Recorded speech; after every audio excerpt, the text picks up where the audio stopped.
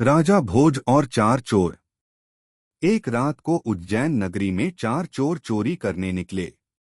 उन दिनों राजा भोज रात्रि में अक्सर छद्मवेश में शहर की गतिविधि देखने जाया करता था।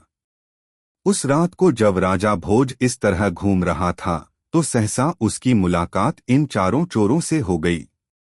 भोज ने पूछा, तुम कौन हो और इस साय साय करती अंधेरी रात में कहाँ और क्या करने जा रहे हो? उन्होंने कहा, हम तो चोर हैं, लेकिन तुम कौन हो? राजा बोला, यह तो खूब रही। भगवान संयोग मिलाता है तब यो मिलाता है। मैं भी चोर हूं। आज रात को हम पांचों आदमी मिलकर चोरी पर निकलेंगे।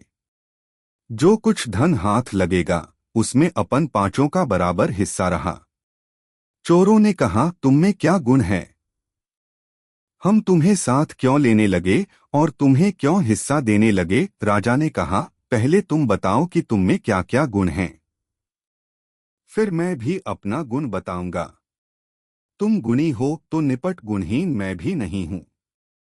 इस पर उन चारों में से एक चोर ने कहा, मैं आंख बंद करके बता सकता हूं कि धन कहाँ पड़ा है। दूसरे ने कहा, मुझे देखते ही सारे पहरेदारों को गहरी नींद आ जाया करती है। तीसरे ने कहा, मैं जिस ताले या तिजोरी की तरफ उंगली उठा हूं वह तुरंत अपने आप खुल जानता है। चौथे ने कहा, मैं जिस व्यक्ति को एक बार भी देख लूं और उसे चाहे जितने अंधेरे में ही मैंने देखा हो, दूसरी बार देखते ही तुरंत पहचान लेता हूं। राजा ने कहा, फिर तो हमें धन मिलने में कोई अड़चन आने ही नहीं पाएगी। चमत्कार या दैवी घटना हुई है, लेकिन फिर भी इन चोरों का पता लगाने का प्रबंध तो होना ही चाहिए। चारों तरफ आदमी दौड़ाए गए। संयोग की बात कि चारों चोर एक ही जगह पकड़ में आ गए। वे न्यायाधीश के सामने पेश किए गए और न्यायाधीश ने उन्हें सूली की सजा का हुक्म दे दिया।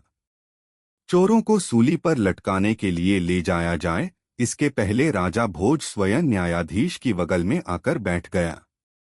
राजा को देखते ही चौथा चोर जोर से चिल्लाया, अरे तुम हो? अच्छी बात है, हम चारों आदमियों ने तो अपने कर्तव्य अपनी कला तुम्हें दिखा दी, अब तुम इस तरह पत्थर की भांति चुपचाप बैठे क्या देखते हो?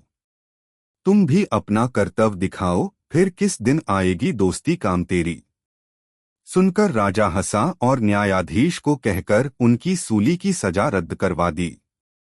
चोरों को अपने पास बैठाया और उनसे कहा कि तुम जैसे गुणी आदमियों को चोरी जैसा नीच धंधा कभी नहीं करना चाहिए, बल्कि सुसंस्कृत नागरिक की तरह जीवन बिताना चाहिए।